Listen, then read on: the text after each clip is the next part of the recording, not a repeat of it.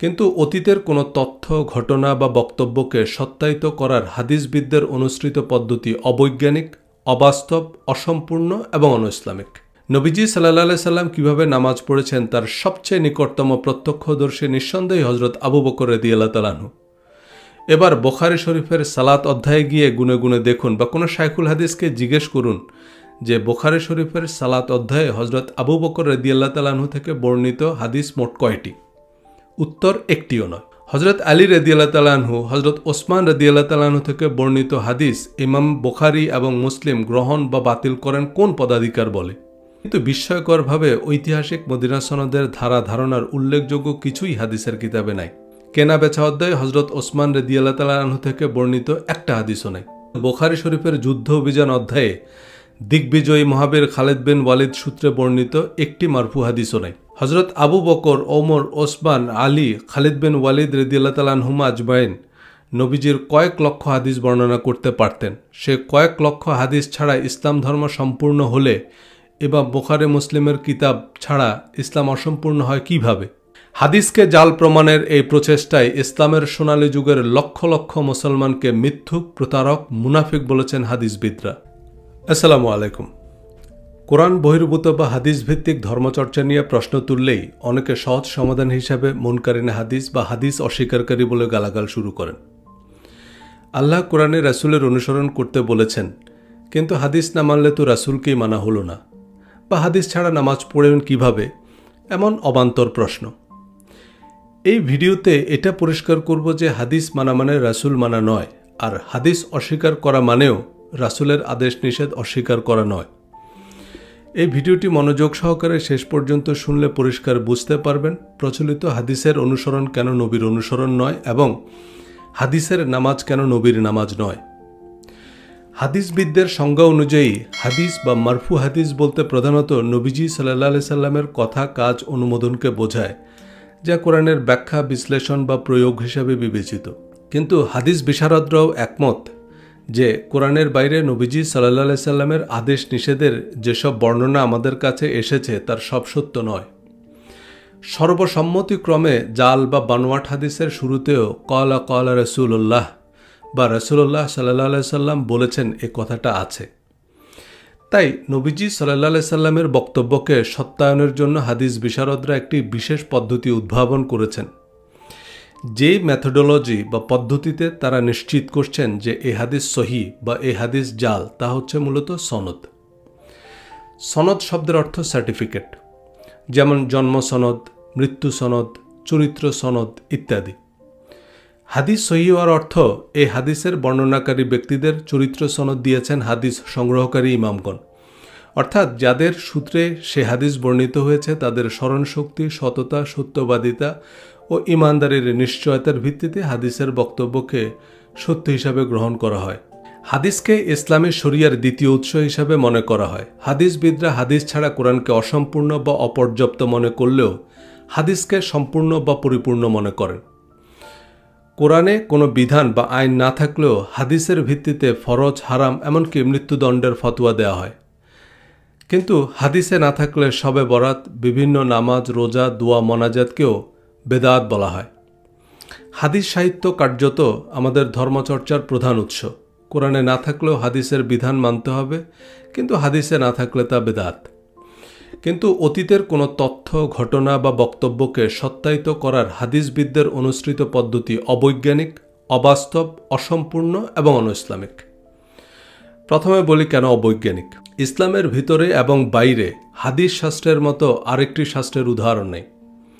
বৈজ্ঞানিক পদ্ধতি মানে পরীক্ষিত, প্রমাণিত পদ্ধতি যা দেশ, জাতি, ভাষা, ধর্ম নির্বিশেষে সকলের কাছে সমানভাবে গ্রহণযোগ্য। গণিত, ইতিহাস, সমাজবিজ্ঞান, ভূগোল, চিকিৎসা বিজ্ঞান সহ জ্ঞানের বিভিন্ন শাখায় মুসলমানরা অবদান রেখেছে এবং তা সারা পৃথিবী সাদরে গ্রহণ করেছে। জাবির ইবনে হাইয়ান বীজগণিতের জনক। আল জাবিরের নাম অনুসারে আল জেব্রা হিসাবে তা পশ্চিমা বিশ্বেও পরিচিত। আলগারিদম শব্দটা নিশ্চয়ই শুনেছেন, ফেসবুক, ইউটিউবের আলগারিদম। মুসলিম গণিতবিদ মুসা আল খারেজিমির বই যখন অনুবাদ করা হয় তখন ল্যাটিন ভাষায় তার নাম লেখা হয় মুসা আলগারিদমি। এই আলগারিদমি থেকে আলগারিদম। কই পশ্চিমারা তো বলছে না যে মুসলমানদের অঙ্ক পড়ে আমরা গোমরা হয়ে যাব। ইতিহাস গবেষণা পদ্ধতি বা হিস্টোরিওগ্রাফিতে অবদানের জন্য ইসলামিক ইতিহাসবিদ সৈয়দ আমির আলীকে নাইট উপাধি দেয় ব্রিটেন। যদিও ইতিহাসকে জীবন বিধান বলে মনে করা হয় না, কারণ ইতিহাস নিরেট সত্য নয়। তবে পৃথিবীর সকল দেশ, জাতি, ভাষা, সভ্যতার ইতিহাস আছে এবং তাতে সার্বজনীন ইতিহাস গবেষণা পদ্ধতি অনুসরণ করা হয়েছে। কিন্তু অতীত বা সমসাময়িক কালের কোনো ঘটনা বা বক্তব্যের সত্যতা নির্ণয়ে হাদিস শাস্ত্রীয় পদ্ধতি অনুসরণের উদাহরণ পশ্চিমা বিশ্ব তো দূরের কথা, মুসলিম বিশ্বেও নাই। মুক্তিযুদ্ধের ইতিহাস আছে কিন্তু মুক্তিযুদ্ধের হাদিস নাই। পাকিস্তানের ইতিহাস আছে কিন্তু পাকিস্তানের হাদিস কই? Bangabandhu, Jinnah, Nehru, Lincoln, Mandela, Socrates, Aristotle সবার সিরাত বা জীবনী আছে, কিন্তু এদের কারো হাদিস নাই। যেমন মতিয়া চৌধুরী থেকে বর্ণিত তিনি তোফায়েল আহমেদ থেকে শুনেছেন, তিনি তাজউদ্দিন আহমেদ থেকে শুনেছেন যে বঙ্গবন্ধু বলেছেন, এমন কোনো শাস্ত্র নাই। দুনিয়ার কোনো দেশ, জাতি, সভ্যতার হাদিস নাই। কোনো ইসলামী দল এই পদ্ধতি অনুসরণ করেনি। যেমন মাওলানা মওদুদির বক্তব্য এভাবে সংরক্ষিত হয়নি যে দেলোয়ার হোসেন সাইদি থেকে বর্ণিত তিনি মতিউর রহমান নিজামী থেকে শুনেছেন, তিনি আব্দুল কুদ্দুস থেকে শুনেছেন, তিনি গোলাম আজম থেকে শুনেছেন যে মাওলানা মওদুদি বলেছেন। অতঃপর একজন হাদিসবিদ গবেষণা করে বললেন যে আব্দুল কুদ্দুস দুর্বল রাবি, সুতরাং এ হাদিস জয়ীফ।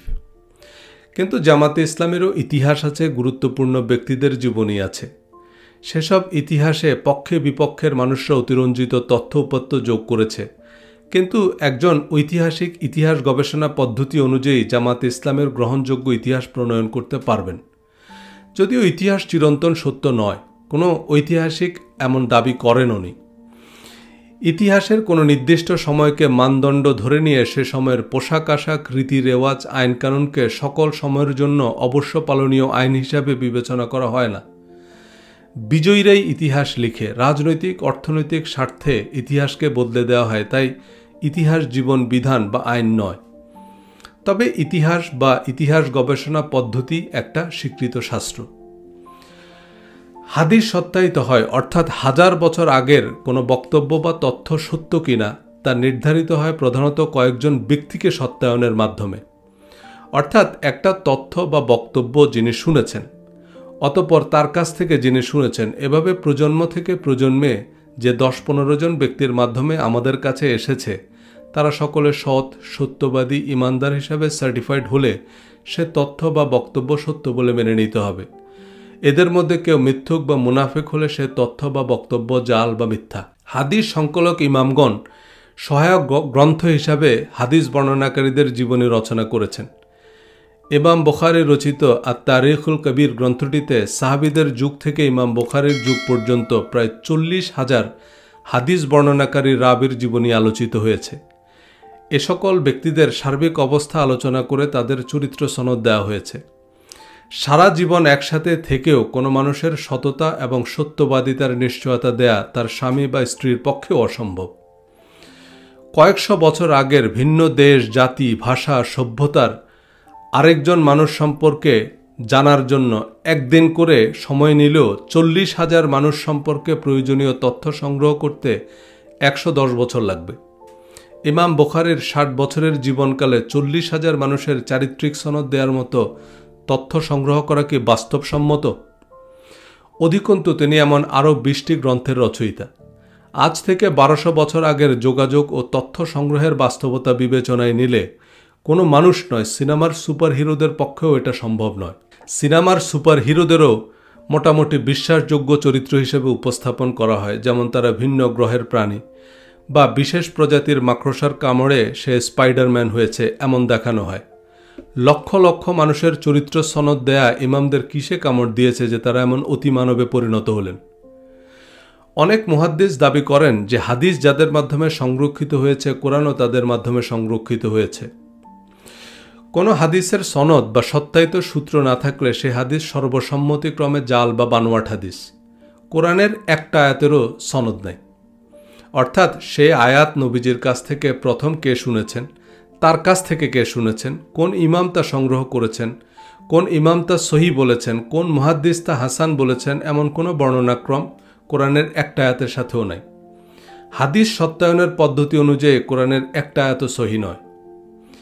ইতিহাস, জীবনী বা সক্রেটিস, অ্যারিস্টটলের বক্তব্যের কোনো সনদ বা সত্যায়িত বর্ণনাক্রম নাই।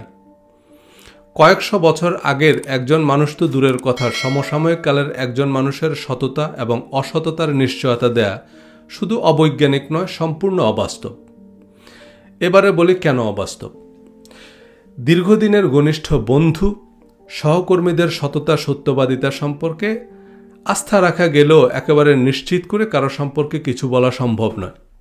হাদিসের কোনো এমেরিটাস অধ্যাপককে 10-15 বছর আগের কোনো মানুষের নাম ঠিকানা দিলে তিনি তার সততা, সত্যবাদিতা ও ইমানের নিশ্চয়তা দিতে পারবেন? এই নিশ্চয়তা আল্লাহ ছাড়া কারো পক্ষে দেওয়া সম্ভব নয়। আর কয়েকশো বছর আগের অন্য দেশ বা জাতির কয়েক হাজার বা লক্ষ মানুষের সততা ও অসততার নিশ্চয়তা দেয়া কোনো মানুষের পক্ষে কিভাবে সম্ভব? আবার যারা সত্যায়িত করছেন তারা অননুমোদিত হলে এই প্রত্যয়নপত্রের কোনো মূল্য নেই।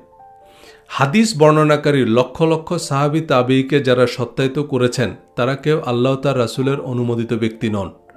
সাহাবী তাবিঈদের চরিত্র সনদ দেয়ার ইমাম বুখারী কে? অননুমোদিত ইমামদের সত্যায়িত ব্যক্তিদের সূত্রে বর্ণিত বক্তব্য ধর্মের বিধান হয় কি করে? তবে এই লক্ষ লক্ষ মানুষকে সত্যায়িত করার প্রয়োজন পড়েছে যে কারণে, তা হচ্ছে ইসলামের প্রথম যুগে এসব হাদিস সংরক্ষণের উল্লেখযোগ্য কোনো উদ্যোগ নেওয়া হয়নি। এ থেকে এটা পরিষ্কার যে নবীজি সাল্লাল্লাহু আলাইহি সাল্লাম এবং খোলাফায়ে রাশিদিন কোরআন ছাড়া আর কোনো কিছুকে পরবর্তী প্রজন্মের জন্য প্রয়োজনীয় মনে করেননি। নবীজি সাল্লাল্লাহু আলাইহি সাল্লামের আনুষ্ঠানিক বক্তব্য ও জীবনাচরণ তার ঘনিষ্ঠ সহচরদের স্মৃতিচারণে স্থান পেয়েছে, কিন্তু তা কোরআনের মতো জীবন বিধান হলে তার সংরক্ষণ পদ্ধতিও কোরআনের মতো অবিসংবাদিত এবং অবিতর্কিত হতো। নবীজি সাল্লাল্লাহু আলাইহি সাল্লামের জীবদ্দশায় এবং প্রধান সাহাবীদের সময়ে কিছু হাদিস লেখা হয়েছে বা সাহাবীরা নবীজি সাল্লাল্লাহু আলাইহি সাল্লামের জীবন ও কর্মের স্মৃতিচারণ করেছেন, কিন্তু জীবন বিধান হিসেবে বিবেচনা করলে তা অসম্পূর্ণ এবং অসম্পাদিত। কোনো কাজ সুসম্পন্ন না হলে তাকে কাজ বলে বিবেচনা করা হয় না। অর্ধ দিবস রোজা রাখলে তাকে কি অর্ধেক রোজা বলা হয়, না আল্লাহর সাথে ইয়ারকি বলা হয়? প্রধান সাহাবীরা হাদিস সংগ্রহ, সম্পাদনা তো দূরের কথা, উল্লেখযোগ্য পরিমাণ হাদিস বর্ণনাও করেননি বা করার প্রয়োজন মনে করেননি। নবীর প্রজ্ঞার সবচেয়ে ভালো বিবরণ যারা দিতে পারতেন তারা হাদিসের কিতাবে অনুপস্থিত। এ কারণেই নবীজি সাল্লাল্লাহু আলাইহি সাল্লামের কথা, কাজ, অনুমোদন হিসাবে হাদিসের ভাণ্ডার অসম্পূর্ণ। এবারে বলি কেন অসম্পূর্ণ। হাদিসের প্রসিদ্ধ কিতাবে নবীজির জীবন ও কর্মের 5 ভাগ বর্ণনাও নাই। নবীজির কথা, কাজ, অনুমোদনের অন্তত 95 ভাগ প্রত্যক্ষদর্শীরা বর্ণনা করেননি বা করার প্রয়োজন মনে করেননি। হযরত আবু বকর, ওমর, ওসমান, আলী, খালিদ বিন ওয়ালিদ রাদিয়াল্লাহু তাআলা আনহুম আজমাইন প্রমুখ সাহাবীরা নবীজির রাজনৈতিক, অর্থনৈতিক, সামরিক, কূটনৈতিক, প্রশাসনিক প্রজ্ঞার বিবরণ দিতে পারতেন। হাদিসের কিতাবে নবীজি সাল্লাল্লাহু আলাইহি সাল্লামের কথা, কাজ, অনুমোদনের যেসব বর্ণনা হযরত আবু হুরায়রা বা আব্দুল্লাহ ইবনে ওমর রাদিয়াল্লাহু তাআলা আনহু বর্ণনা করেছেন, যেমন নবীজির জুতায় 2টি ফিতা ছিল, নবীজি সাল্লাল্লাহু আলাইহি সাল্লামকে লাল হল্লা পরিহিত অবস্থায় দেখেছি, সেই ধরনের তথ্য বর্ণনা করলে হযরত আবু বকর এবং ওমর রাদিয়াল্লাহু তাআলা আনহু কমপক্ষে 1 লক্ষ হাদিস বর্ণনা করার কথা। সিয়ায়ে সিত্তায় নবীজির প্রধান সভাসদ, সহকর্মীদের থেকে বর্ণিত হাদিস নাই বললেই চলে।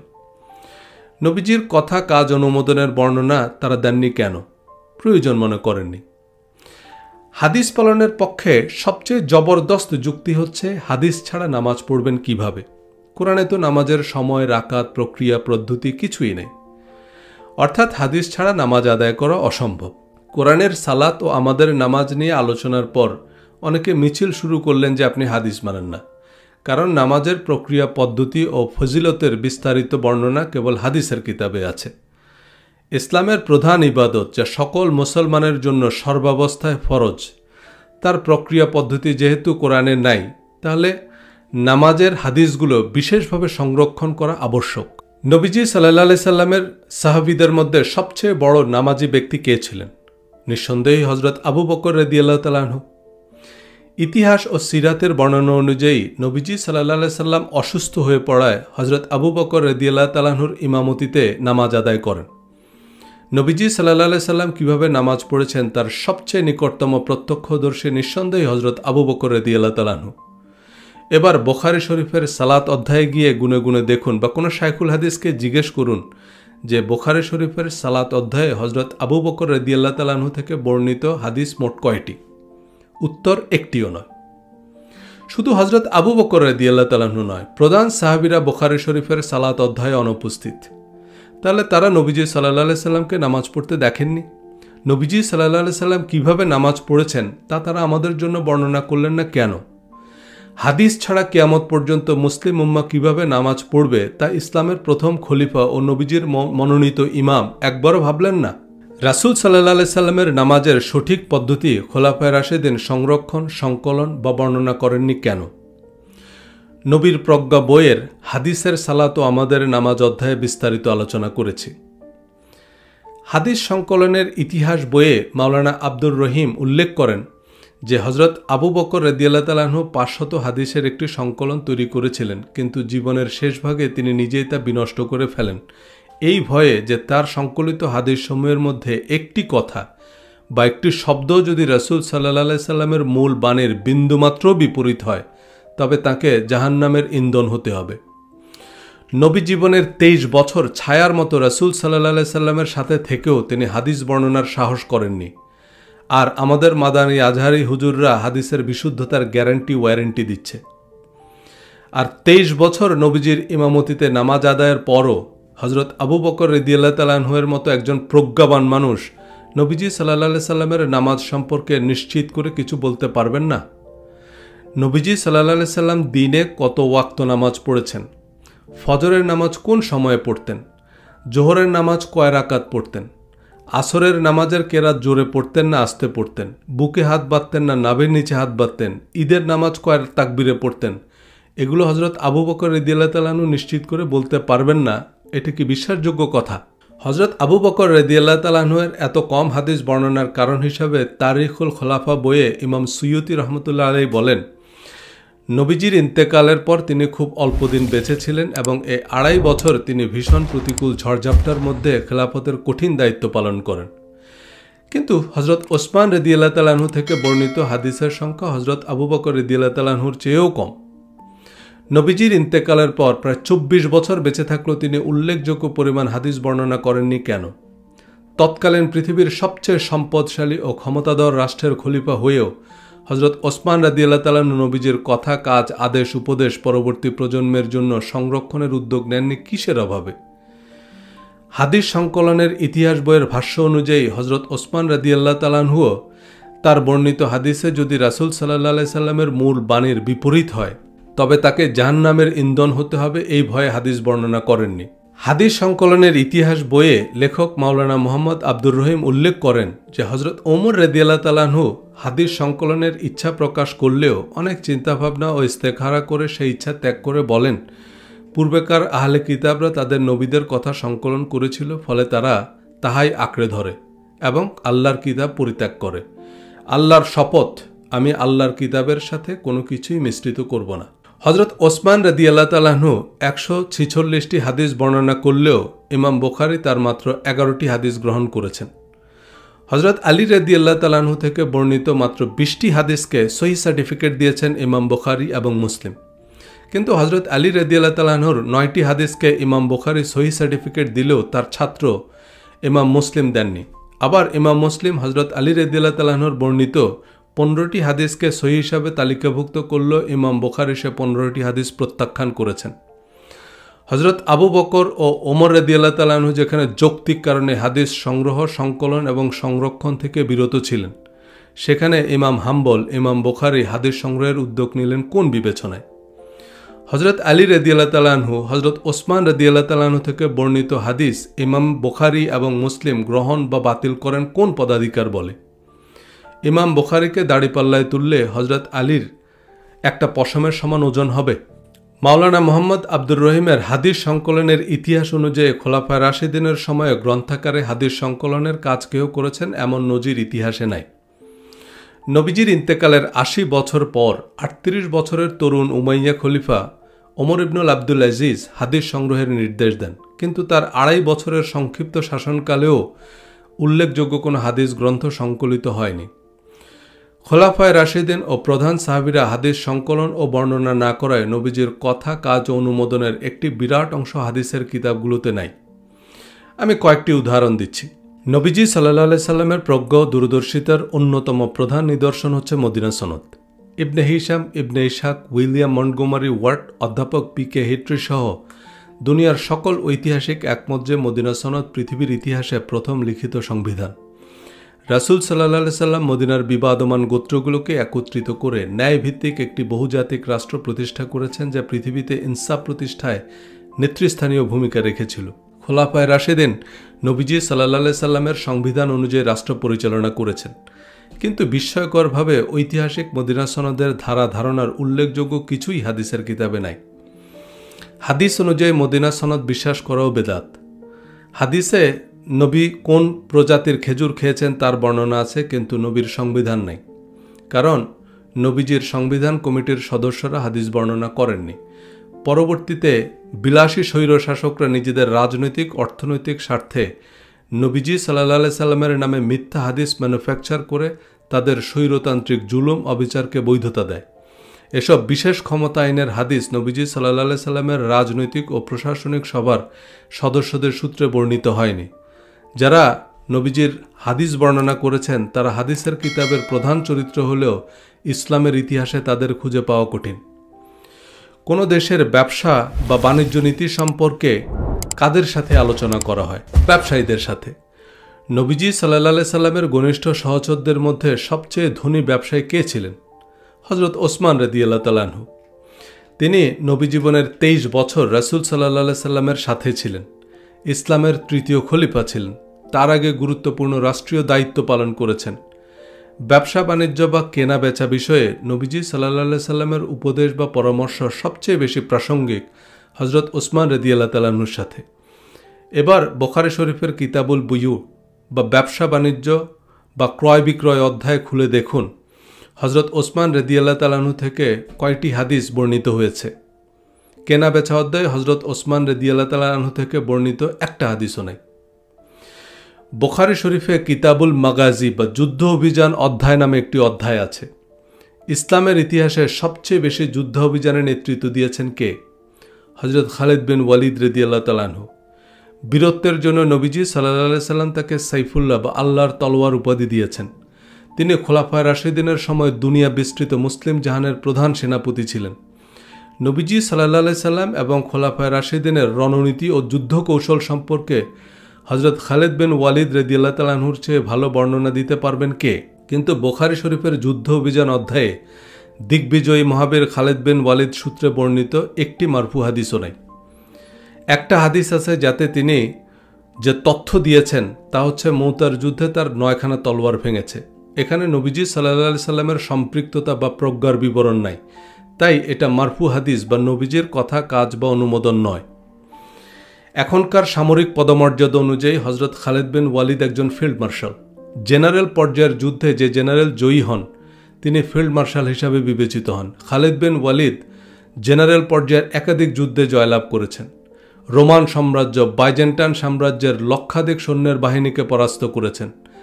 যুদ্ধে তার কয়টা তলোয়ার ভেঙেছে এ তথ্য কি একজন ফিল্ড মার্শালের প্রজ্ঞার পরিচয় বহন করে? ইতিহাসের অন্যতম সেরা সমরবিদ কথা বলবেন যুদ্ধনীতি দর্শন নিয়ে, যা পরবর্তী প্রজন্মের জন্য আলোকবর্তিকা হয়ে থাকবে।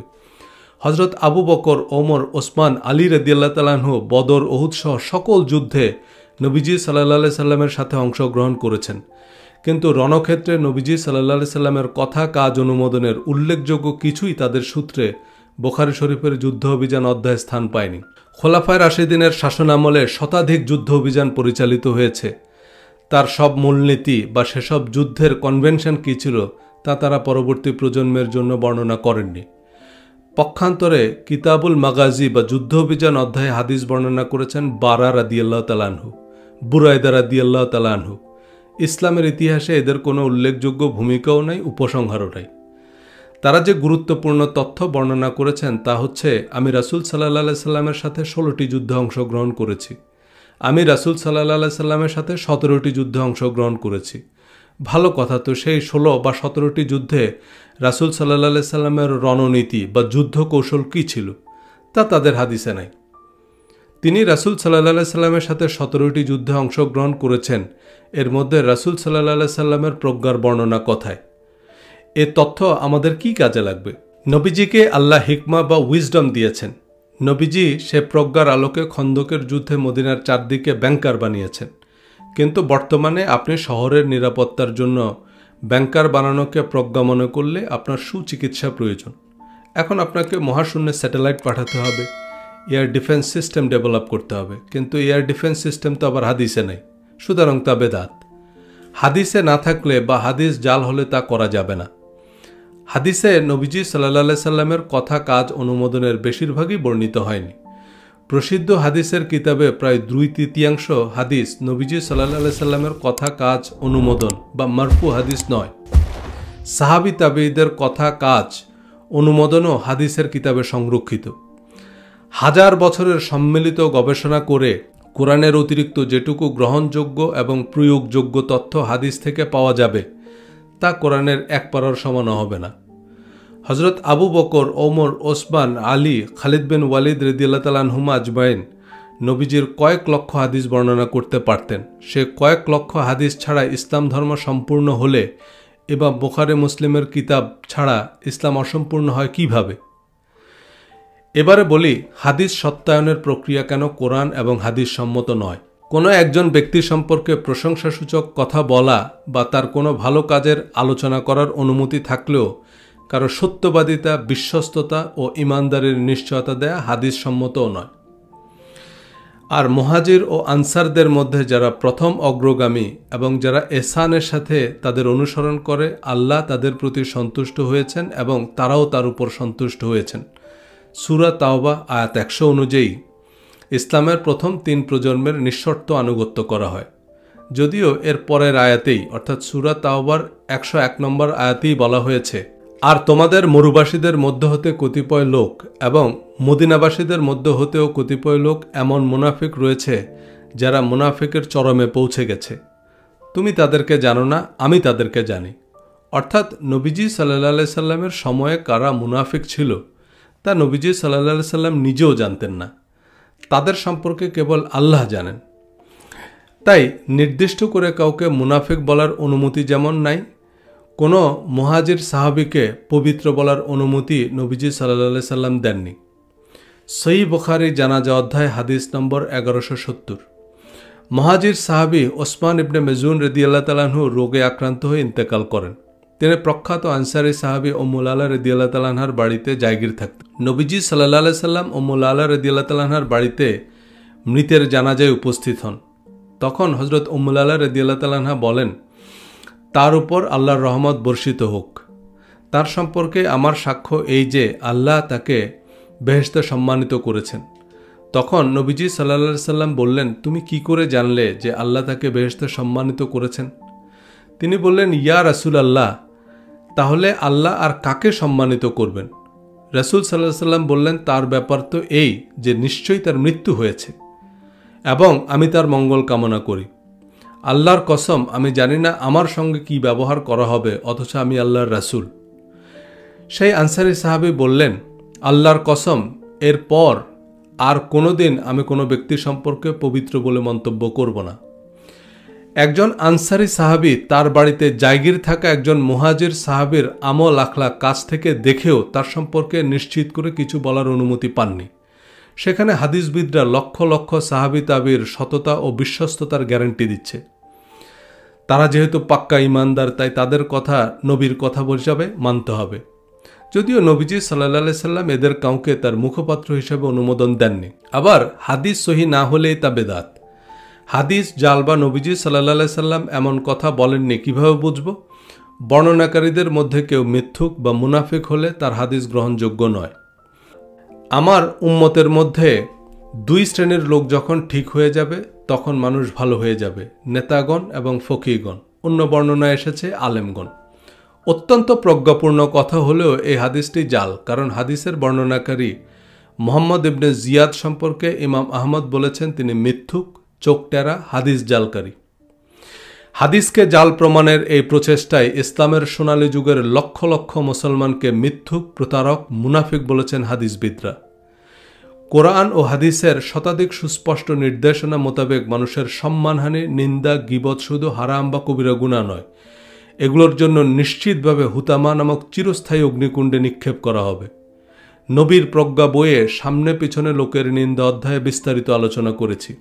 সামনে পিছনে কারো দোষ ত্রুটি আলোচনা করা যা তাকে কষ্ট দেয় তা ইসলামে মদ, জুয়া, শূকরের গোশত খাওয়া, এমনকি জিনা ব্যভিচারের চেয়েও অনেক বড় পাপ। জিনা ব্যভিচারের পাপ আল্লাহ ক্ষমা করবেন, কিন্তু কারো সম্মানহানির পাপ আল্লাহ ক্ষমা করবেন না। মৃতদের নিন্দা করতে নবীজি সাল্লাল্লাহু আলাইহি সাল্লাম বিশেষভাবে নিষেধ করেছেন। আবু জেহেলকে গালি দিতে বারণ করেছেন, কারণ যারা মারা গেছে তাদের হিসাব ক্লোজড। কারো সম্মানহানির মধ্যেও রকম আছে। 2-4-10 জনের কাছে কারো নিন্দা করা একরকম, আর জাতীয় পত্রিকায় শিরোনাম করে কারো নিন্দা করা হয় তবে তা আরও বড় অপরাধ। আর একাডেমিক বই পুস্তকের মাধ্যমে যদি কারো চরিত্র হনন করা হয় তবে তার চেয়ে গুরুতর অন্যায় আর কি হতে পারে।